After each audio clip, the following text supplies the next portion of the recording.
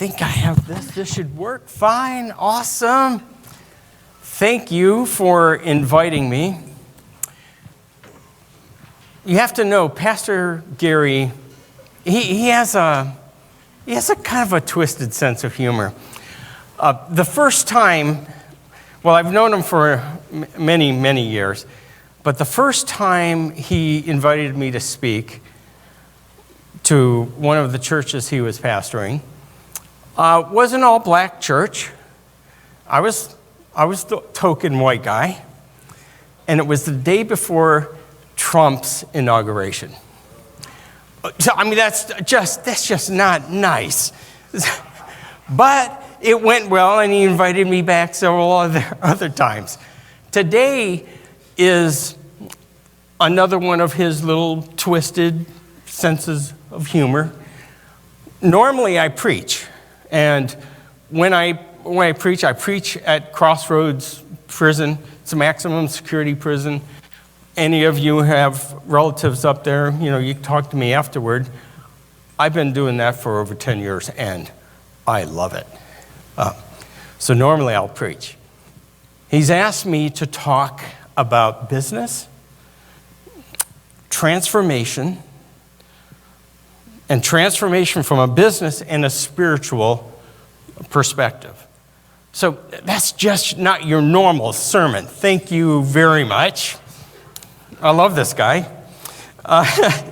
So let me first of all, I do not normally talk about my background. I'll talk about some of the negative things from my past, especially when I'm up in the prison, to kind of relate just a little bit, but it's not like, I've murdered people with my hands, my mouth maybe, my spirit. Oh, definitely those things. I'm not a pedophile, and I work with pedophiles. I love these guys. You name it. These men at the prison that I work with, it's 120 strong who come to the service, and I love teaching them and being with them. It's my thing. Normally, during the week, I'm a business guy. So pastors asked me to talk a little bit about my background. So I have to do that.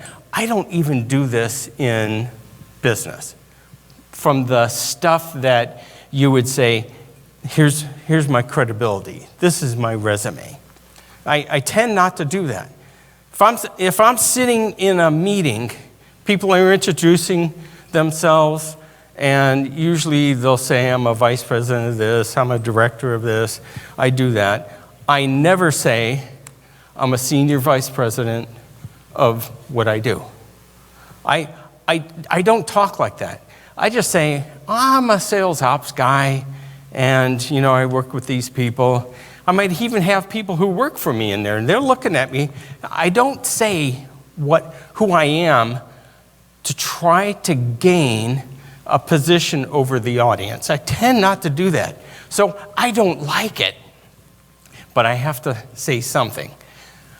So I've been involved in business transformations for well over 30 years. And transformation can take place inside of good companies as well as broken companies. So in good companies, I'm an ex-Cisco guy. In the 90s, I worked for Cisco Systems, networking. I have 30 years of high-tech business. I'm not from this area. I'm from, I was born in New York, raised in California, business in California, lived overseas, Japan, England, Belgium, many years. My first daughter was born overseas. So I've got a lot of experience. And in companies like Cisco, they had to go through a transformation, because when you're growing like crazy, everything breaks. And then you have to find unique ways of fixing problems and dealing with the challenges that go with that. So I've been involved in good transformations. as well as companies that were broken. Companies that are broken, and trust me, there are thousands of broken businesses across the world. Joined one in 2003, $2 billion business. They were cooking the books. They had to bring people like me in.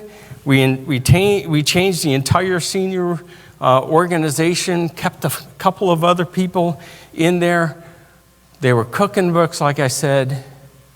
They had no clue they were about to go bankrupt. They were burning through cash so fast. That's a broken business. So what do you do in those things? I'll talk about a couple of those things because we're not going to be able to get into every single aspect and how people like me approach transformational challenges like that. But I'll give you some principles, and then I'm going to do something else because I know Pastor Gary won't let me stay away from you at all. But Malik, you're going to Avila. Talk to me about potentially getting your master's there. I got my master's from Rockhurst in my mid-50s. I didn't need it by then, but I got it in order to be able to show my kids, hey, Dad could still learn new things. That was fun because, you take an old guy with a lot of experience, put him in with people who don't have as much experience, and, it's just fun. It's a blast. It's just like being in the prison. You have a captive audience. No one can escape. It was awesome. So I enjoyed getting my master's in my mid-50s. I will, with you and your students, you want to invite me at times to just talk and have, a pizza night or something like that, and just discuss stuff from my past, like what's it like to live overseas? What's it like to really create a career from nothing? What are options? How do you approach things? Invite me. I'm your servant, as well as yours. Okay, so I've been involved in challenging situations for well over 30 years. I'm currently in another one. Because what I'll do, I almost have like business ADHD. I cannot stay in a set situation that's really stable for too long. It's not what I do. I have to find crazy, chaotic places to go and fix. Could be inside the same company, or it could be a different company. So in Cisco, I changed jobs every 2 years for 8 years, 4 different jobs. Outside of Cisco, I change about every 3 to 4 years. And friends will ask me, hey, come on in, join us, help turn this thing around, and I'll set up the people. I'll help fix many of the big issues, and then at some point, pass the torch on to somebody else. So that's what I've been doing. So I've joined a company. I've been there 2 years now. So I have about a year to a year and a half left before, I get antsy and have to move on again. It is another one of these companies, $400 million a year. It's a US-based company. They didn't realize that they were on the edge of burning through all their cash. And lots of issues underneath that. Why? What are they doing? What's their strategy? Do they have the right vision? Do they understand what's going on? So bring in people like me, help make change. So here are some of the things that I tend to do. The first thing, what is the burning platform that the business is dealing with? Well, if you're about to run out of cash, you got a problem. We have to deal with that. Why are you burning through your cash?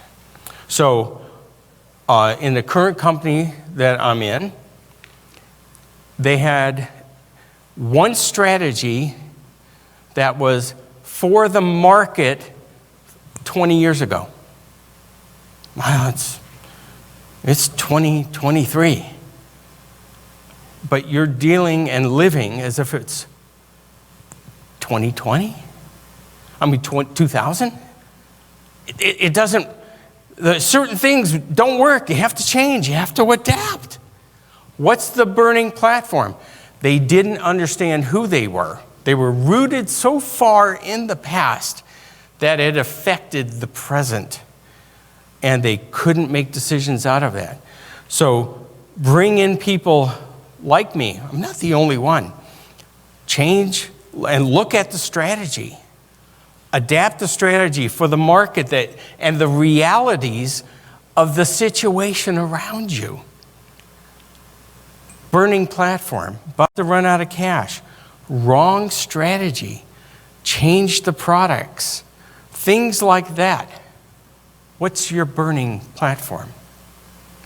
Your burning platform in this church has a number. That number is 5,000.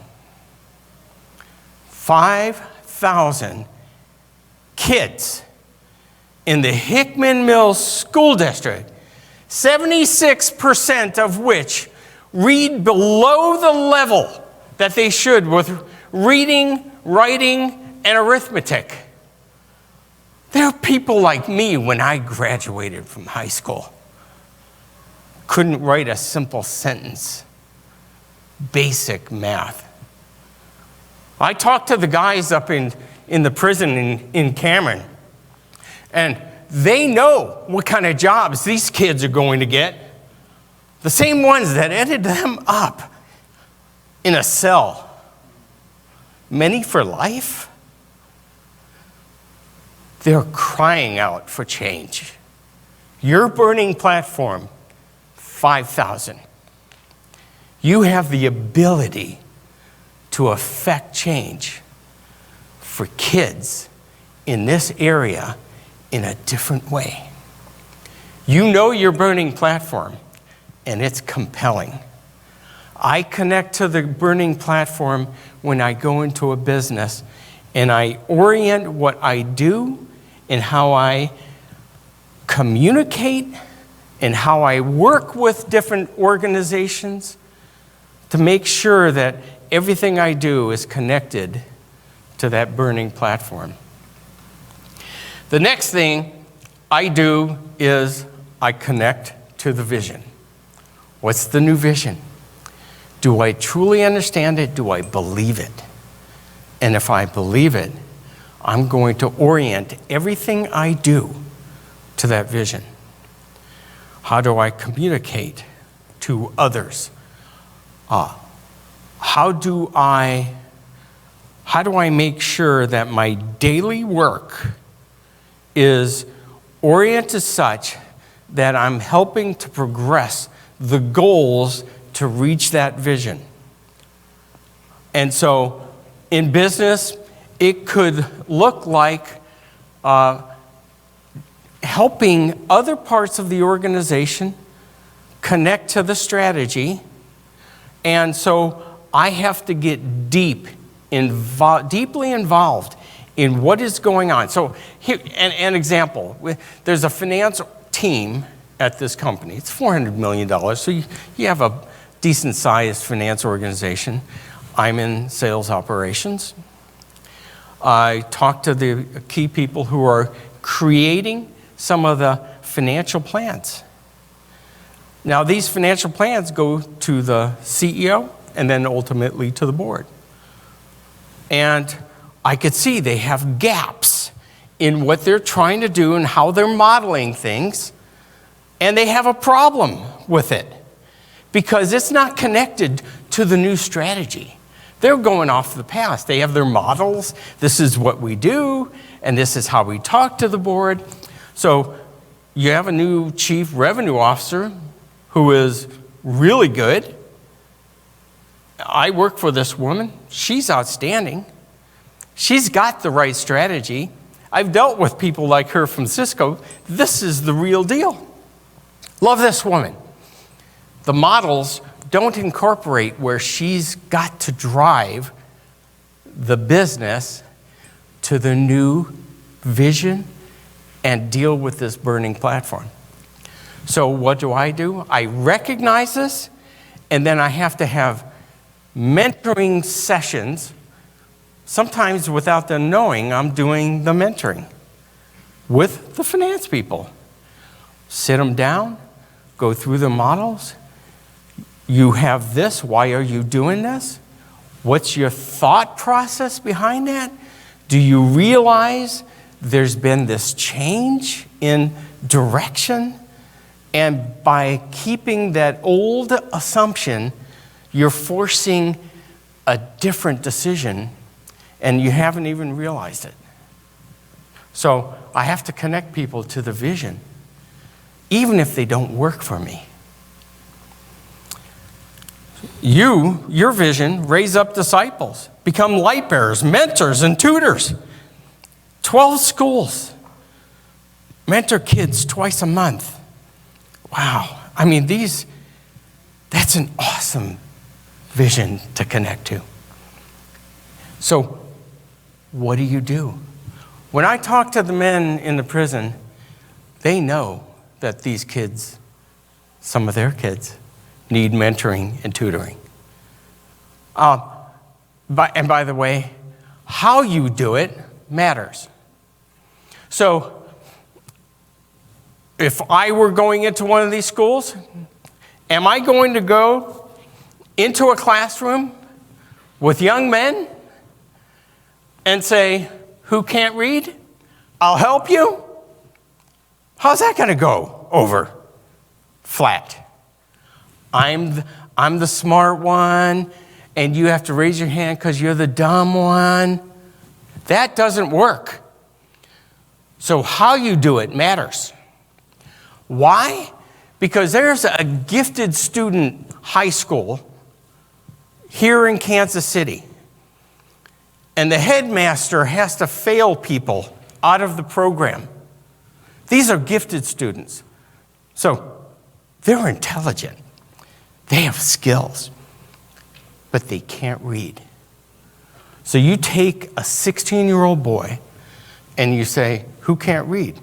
Well, guess what? We already know that there's deficiencies there. So we have to approach it differently. You have to get them alongside and talk to them and find ways to motivate them without them having to say, I've got a problem. They'll eventually say it. They will eventually come out and say it. So you have to find ways to approach them that is humble and respectful and kind, but real. I have to deal with CEOs who sometimes don't know that they're naked, right? I've had to do this, where you have a CEO who thinks, right, and I'm talking about the emperor's new clothes, right? The emperor's clothes. He has no clothes, but he thinks he's got clothes. Read the story if you haven't read that. It's hilarious. But the reality is that's so true with even leaders. Leaders are used to people just kissing up to them, not telling them the truth. And so I've had to learn in my life, God wants me to speak truth. Truth to power? Truth. How I do it is important. And everyone has a unique way of being able to say it, but you have to say it. So I've gone and I've said things to senior leaders, executive VPs, CEOs. You have an issue. You're leaving people in the dust because of these reasons. You're confusing them with this. And their eyes are like, wow, no one tells me this. Thank you. I get more thanks for saying stuff to them than I get, that's not your position, stay in your zone. So it's fascinating. So how you speak is critical. Now, What's the burning platform? Connect to the strategic imperative.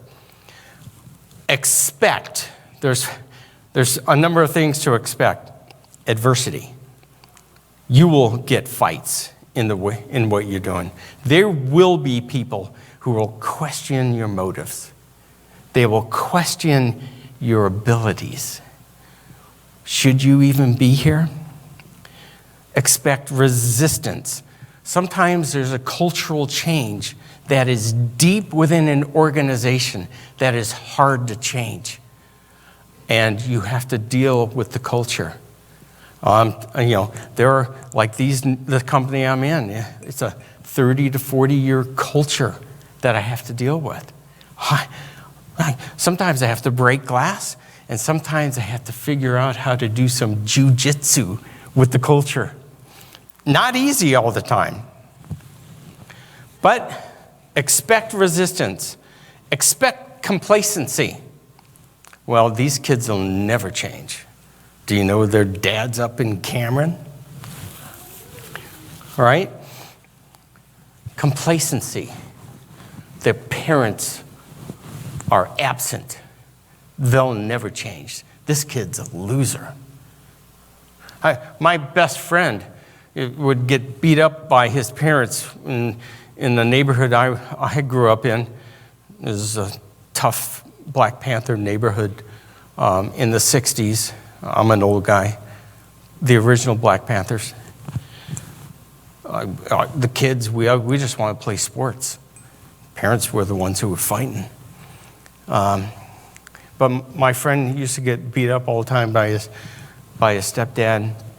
He'd go to school, and the teachers didn't know how to deal with this guy. They just got frustrated with him. Well, I've known him now for 55 years. Like I said, I'm old. I'm in my upper mid-60s. He's a genius. Intellectually, he's off the genius chart. Teachers didn't know how to deal with him. He was mature in his brain capability beyond what they were dealing with. They had no idea there's this capability in this kid, but it just came across as rough because of the situation we came in.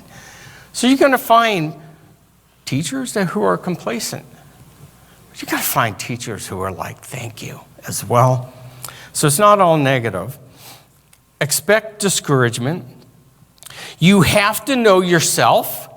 When I'm inside of a business, I look for the detractors. Who are the people who might speak like they believe it, but don't? And then I have to find a way to deal with that. And that's an MBA class. Look inside for the people you need to invest in. It could be a teacher, could be an administrator, could be a janitor who sees things. Children. It's going to be the children as well. Find people you can invest in. Look for people who don't have the skills who have the skills that you don't. So I don't know everything in business. I have to find smart people to do things I can't do. And I admit it. I'm successful because I hire people smarter than me. That makes me brilliant. I haven't even changed my IQ. I've just hired someone smarter, and my average went up. It's like you have to look for the people who have skills that you need. So as you go in, whatever it is, you have lots of students, find someone who could do something that you find the need in the school that you're ministering to. You have to understand who you are and what is unique to you. I have 10 minutes left, so I'll start speeding up. Now, know who you are. I have a twisted sense of humor.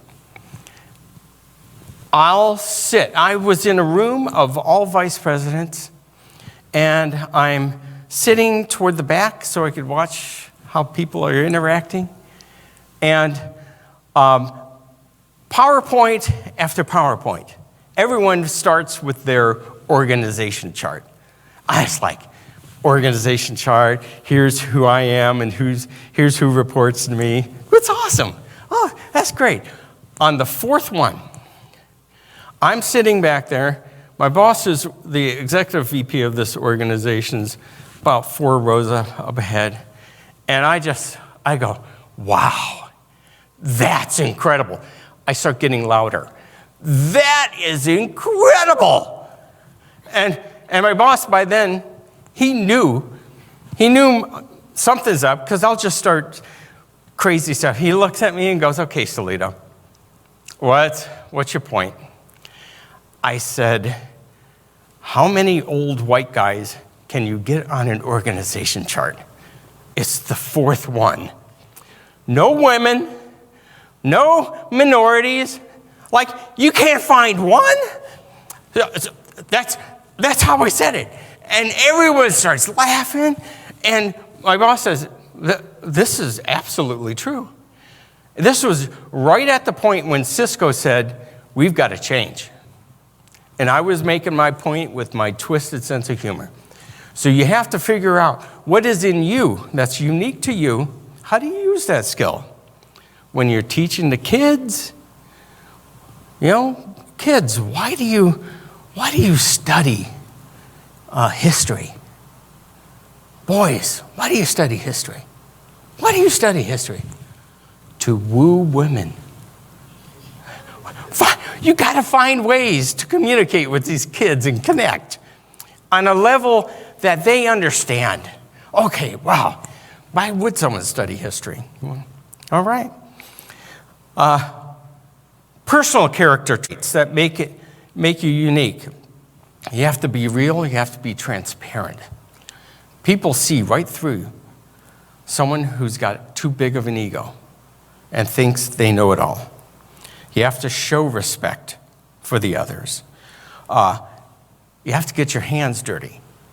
Jesus calls that servant leadership. You have to get your hands dirty. Check your ego at the door, and you better have people praying for you. Now, I'm going to go over one thing, because last week you learned about David. And David had skills. Man, it was a good sermon. I don't relate to David, except his failures. David's not me. I'm Moses. That's who I am. God's calling you.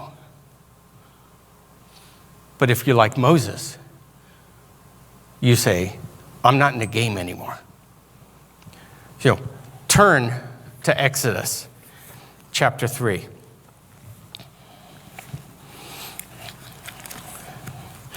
Exodus chapter 3, verse 1. Moses was pasturing the flock of Jericho.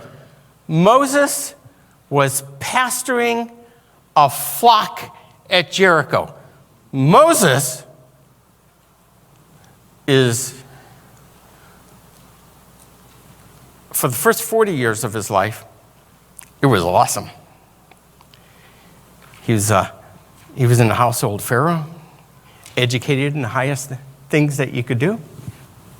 Money, everything. He had everything. First 40 years. And then something took him out of the game. He murdered somebody. He is gone.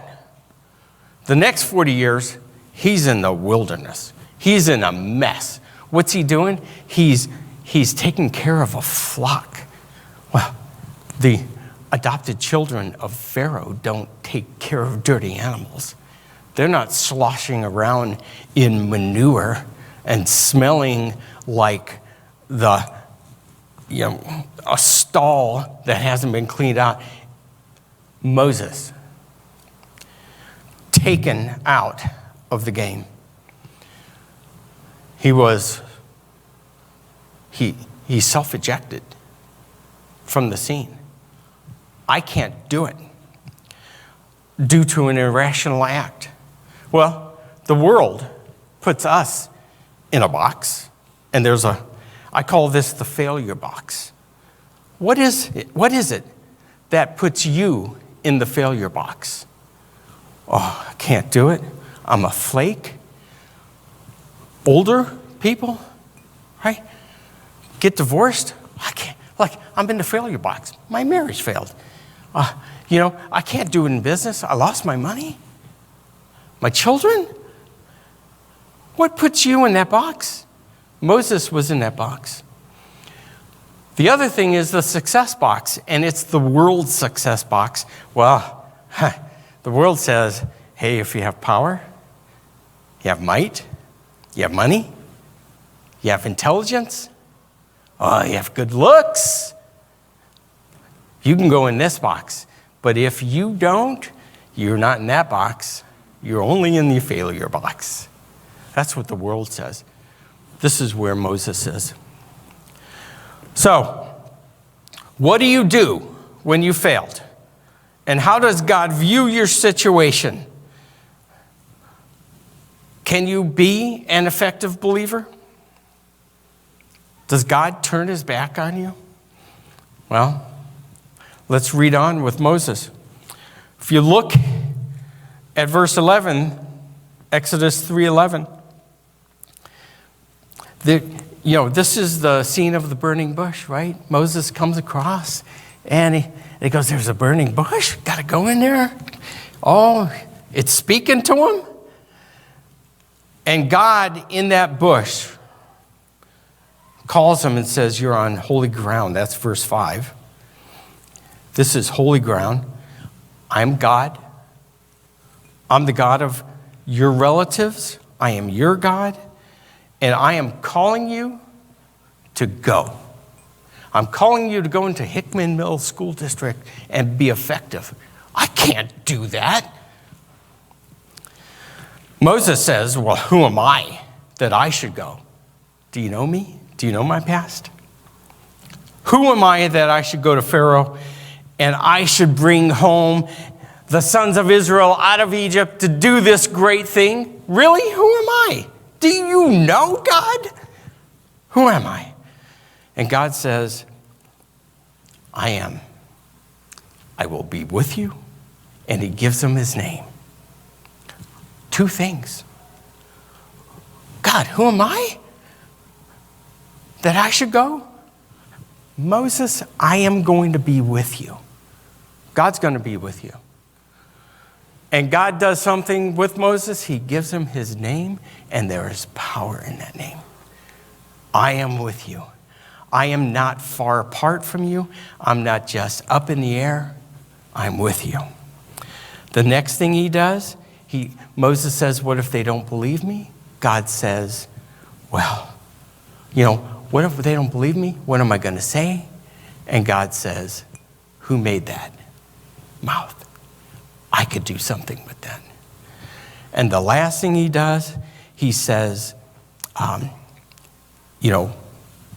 can't do these things. He says in verse 10 to 12, I have no skills. And God says, take what you have, throw it down, because I could do something with that. Amen. So, look forward to getting to know you over the coming years. Thank you for inviting me. Really appreciate it. I'll be at coffee with you. All right? Do you want to pray?